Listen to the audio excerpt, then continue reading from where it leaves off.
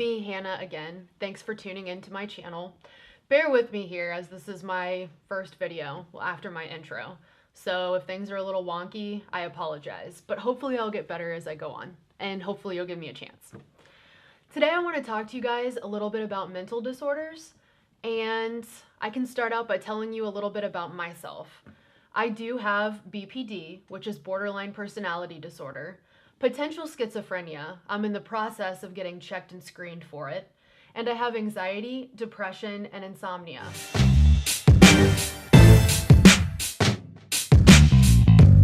So I kind of want to first start out talking to you guys about borderline personality disorder.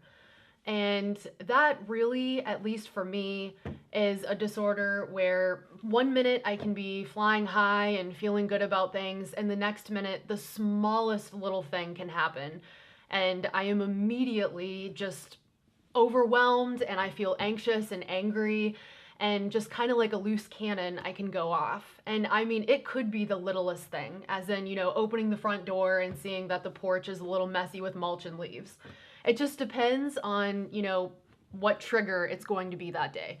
Unfortunately, mental illness has a stigma attached to it, and even though your family is supposed to be your support system, sometimes this type of subject can be a little dicey, as I'm sure some of you already know.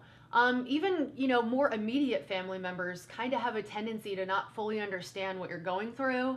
And if you kind of happen to be having a down period, they may not get it. They can kind of lash out too and ask you, what's going on with you? What's wrong? You've changed. And those kind of things are really hurtful to say to somebody who's going through something like this.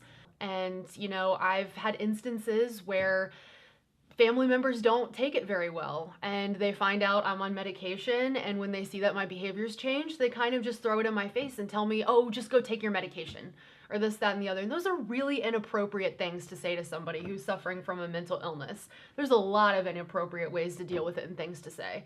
And you'd think people would know that, but they don't. So, if you're watching this because you have a loved one or a friend or somebody who's going through this, try to keep that in mind, that, things like that can be more hurtful and problematic than helpful.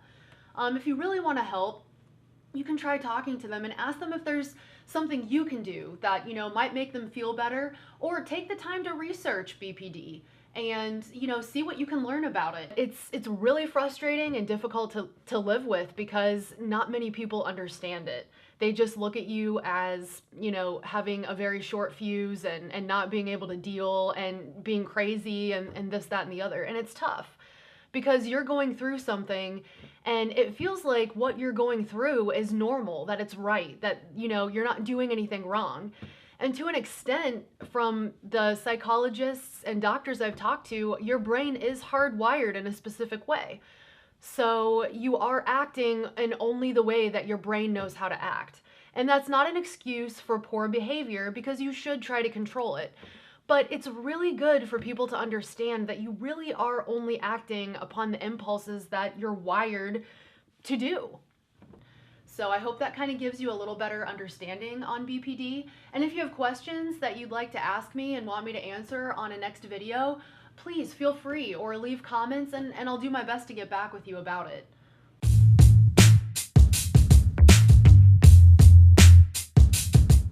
Okay, let's touch on schizophrenia a little bit.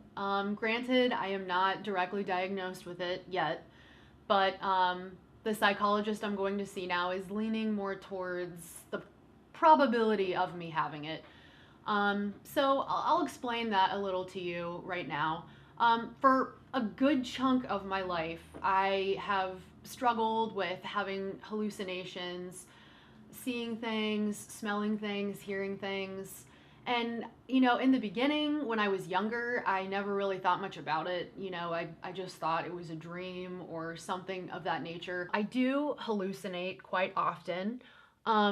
Auditory hallucinations are big for me. I can hear people having some sort of conversation. I can't really tell exactly what they're saying. I see spiders a lot and flies or blobs on the walls and the ceilings, and they really freak me out. I could be laying and watching TV and all of a sudden I think I see a spider on the wall and it's like, oh my God. But no, it's not. You know, after I check my surroundings, there's nothing there. And sometimes it happens while I'm in bed too. And then you have to search through the covers trying to figure out if there's a spider there or not. And I'm thinking, why can't these hallucinations be something nice? Like unicorns, rainbows, puppies, you know, all that stuff. But no, of course not.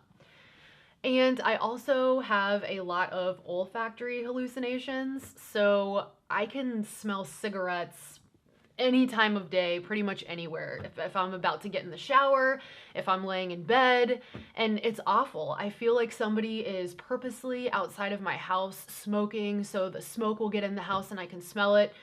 And there's a lot of paranoia that goes along with all of this too. I feel like somebody's purposefully smoking. You know, it's not just some random person outside smoking. Somebody's purposely smoking so I can smell it, doing it to hurt me. And, you know, it's just not the case. And I constantly like to have the blinds closed. I feel like people are looking in on me, or, you know, everybody wants to have something to do in my life. Just very almost narcissistic, I guess. But paranoia is a huge part of it. I even remember telling my doctor, you know, I do hear voices. I must have been about 5. And my doctor's reaction was, that's what crazy people say. When a doctor tells you at that age that what you're going through is, you know, what crazy people go through, of course, your first instinct is lips sealed, can't talk openly about this because I will be looked upon as crazy. And when you're young, you just want to fit in. You know, you don't want anything to bring attention to the fact that you might not be the norm. And I've tried to tell my parents too, situations that I had gone through. Hallucinations that I'd see on my floor or things happening. I had storybooks that my mom would read to me. They would come to life, and there was always some reason, like la la la la la la, you know, everything's normal. And parents, if you're watching this, please don't do that. You know, I love my parents. They were great. It's just, if your child is telling you things like this, you really do need to take it seriously. It could just be overactive imagination for some things, but honestly, there's probably an underlying cause of it. So please talk to your children. Be open about the fact that, you know, mental disorders do exist and can start at a young age. It doesn't mean you did anything wrong as a parent, but I just want to try to get that stigma away. And children, if you're watching this, realize that it is okay to tell a parent or a doctor things like this. If they react poorly, then you just need to find somebody else to tell, because it is okay with what you're going through. Other people are going through it too. So I hope that helps you. That's pretty much all I have to say on that topic.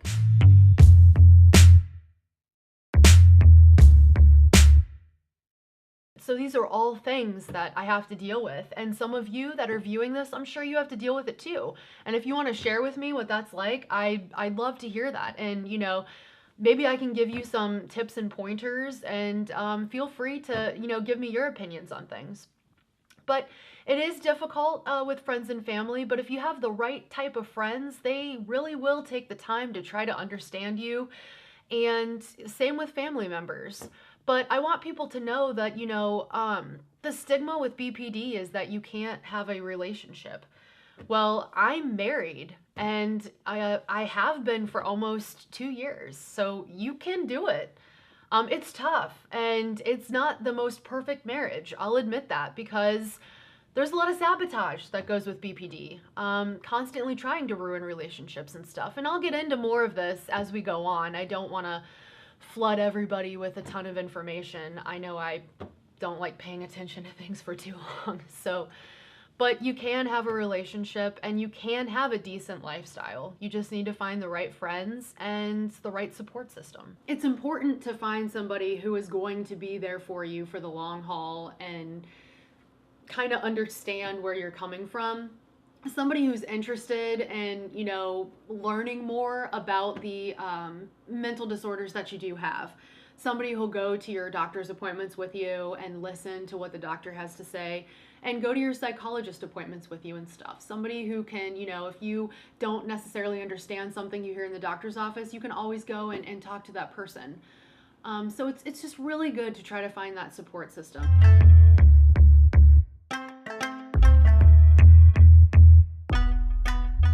Well, Well, thanks for watching this video. Sorry if I rambled on a little bit. Like I said, this is my first real long video, so just bear with me, and I'm sure I'll get better as time goes on. If not, you can just laugh at me.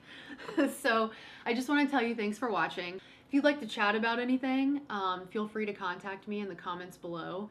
And, if you'd like me to talk about something on an upcoming video, let me know. I love to hear suggestions and comments. And hopefully at some point I'll get another way of messaging up. So if you want to private message me, you'll be able to. I'll make sure to get that information out at some point soon. So thank you so much for watching. I can't wait to talk to you guys again. Love, Hannah.